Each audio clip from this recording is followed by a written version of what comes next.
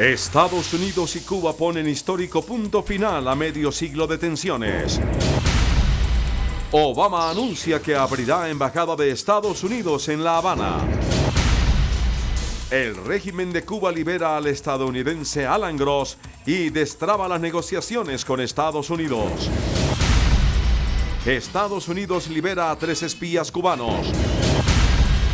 Parlamento Europeo reconoce el Estado palestino. Celebran el cumpleaños del Papa Francisco. Muy buenas tardes, bienvenidos a CMI Mundo. Soy Santiago López. Vamos a comenzar con ese anuncio histórico que hicieron hoy Estados Unidos y Cuba. Tras más de medio siglo de tensiones, los presidentes Barack Obama y Raúl Castro revelaron al mundo su decisión de restablecer las relaciones diplomáticas y así abrir el camino hacia el levantamiento del bloqueo a la isla de Cuba. Tuvieron que pasar 53 años para que Estados Unidos y Cuba hablaran el mismo idioma. After all, these 50 years have shown that isolation has not worked. It's time for a new approach. Este ha sido el mensaje principal del discurso de Obama al cambio de política que tendrá de ahora en adelante Estados Unidos frente a Cuba. I've instructed Secretary Kerry to immediately begin discussions with Cuba to reestablish diplomatic relations that have been severed since January of 1961. Going forward, the United States will reestablish an embassy in Havana, and high-ranking officials will visit Cuba. Para el mandatario cubano este es un gesto que se debe reconocer, pero advierte que aún hay muchos temas sobre la mesa que se deben tratar. Hemos acordado el restablecimiento de las relaciones diplomáticas. Esto no quiere decir que lo principal se haya resuelto. El bloqueo económico, comercial y financiero que provoca enormes daños humanos y económicos a nuestro país debe cesar. Ante esto, Obama ha dicho que pedirá al Congreso de su país revisar las leyes que sostienen el bloqueo a Cuba para que sea levantado. Proponemos al gobierno de los Estados Unidos adoptar medidas mutuas para mejorar el clima bilateral y avanzar hacia la normalización de los vínculos entre nuestros países, basados en los principios del derecho internacional y la Carta de las Naciones Unidas. Como parte del restablecimiento de las relaciones, Estados Unidos ampliará el número de categorías de viajeros que pueden ir a La Habana. También se incrementará la cantidad de dinero que puede enviar la comunidad exiliada cubana en Estados Unidos. Los bancos cubanos podrán abrir cuentas en territorio estadounidense, al tiempo que se desbloquearán las cuentas bancarias de cubanos que vivan en la isla, y también se revisará la inclusión de Cuba en la lista de países que patrocinan el terrorismo. Precisamente el hecho que marcó el primer paso para el restablecimiento de las relaciones entre los dos países ha sido la liberación del contratista estadounidense Alan Gross, quien permanecía en prisión en Cuba desde hace 5 años acusado de espionaje. Esta es la primera imagen de Alan Gross tras recobrar su libertad. En la fotografía aparece con su esposa Judy, quien emprendió numerosas acciones exigiendo su liberación. A las 11:35 de la mañana hora de Colombia, Gross, quien conoció la noticia de su liberación ayer, arribó en un avión federal estadounidense a la base militar de Joint Andrews en el estado de Maryland. What a blessing it is to be a citizen of this country. And thank you, President Obama, for everything that you have done today and leading up to today. I want to acknowledge the extraordinary and determined efforts of my wife, Judy.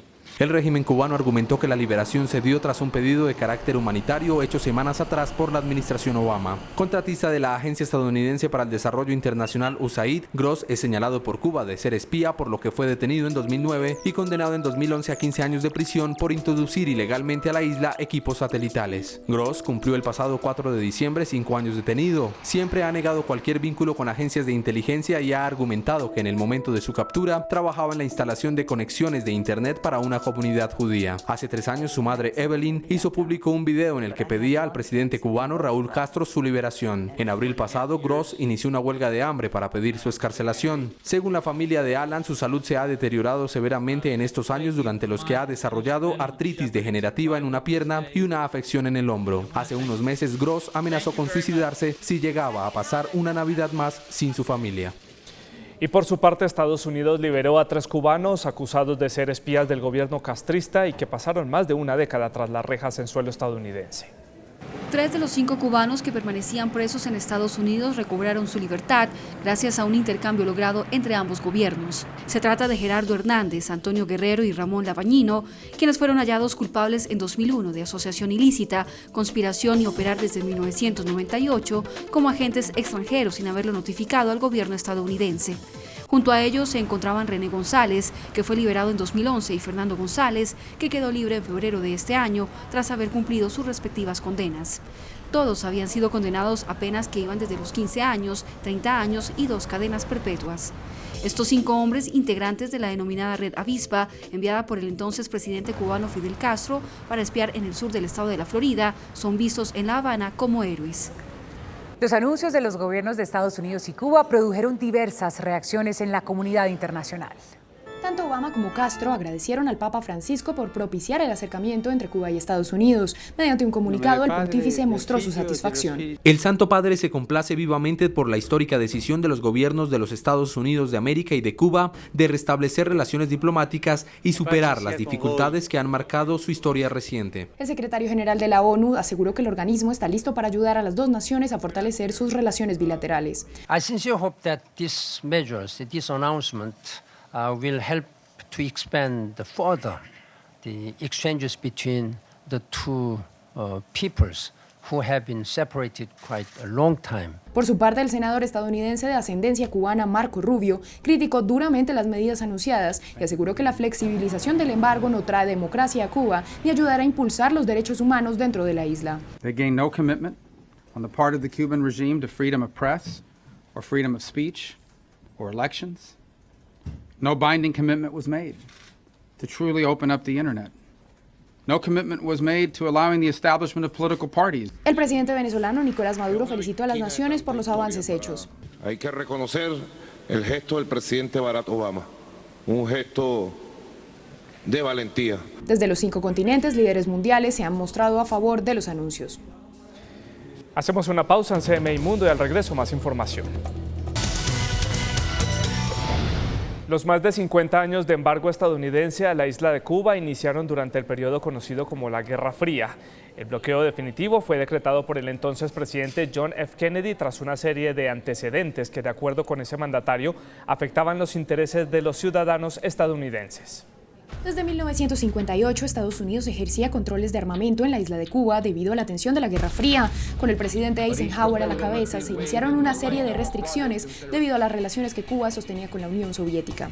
En 1959, Fidel Castro llega al poder e inicia el proceso de nacionalización de empresas y capitales estadounidenses. Posteriormente, en 1960, John F. Kennedy se convierte en presidente y prohíbe las exportaciones norteamericanas a Cuba.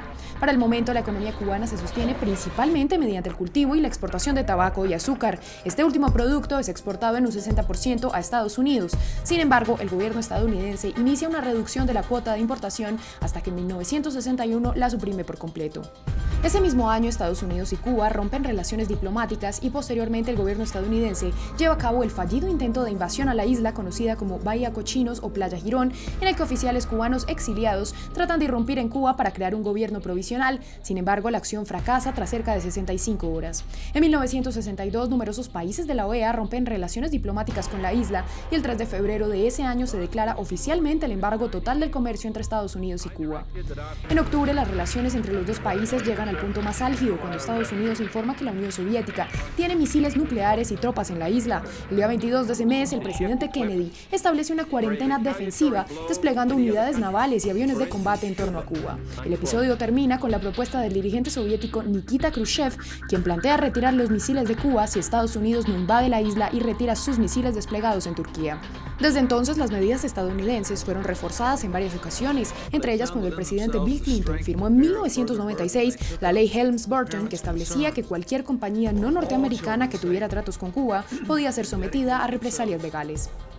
Y vamos con otra noticia histórica. Con 498 votos a favor, 111 en contra y 88 abstenciones, el Parlamento Europeo aprobó el reconocimiento del Estado de Palestina.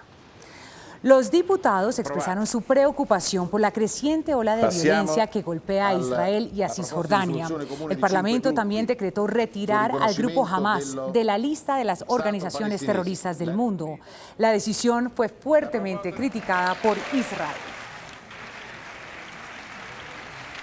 Bueno, y vamos con otra noticia positiva. Numerosos homenajes fueron realizados en el Vaticano con motivo del cumpleaños número 78 del Papa Francisco. Delegaciones de todo el mundo asistieron a la tradicional audiencia de los miércoles y celebraron en honor al pontífice. Le cantaron el feliz cumpleaños y le ofrecieron hasta un pastel. Posteriormente, cientos de parejas bailaron tango, la música preferida del máximo jerarca de la Iglesia Católica. Todo un festín hoy en el Vaticano.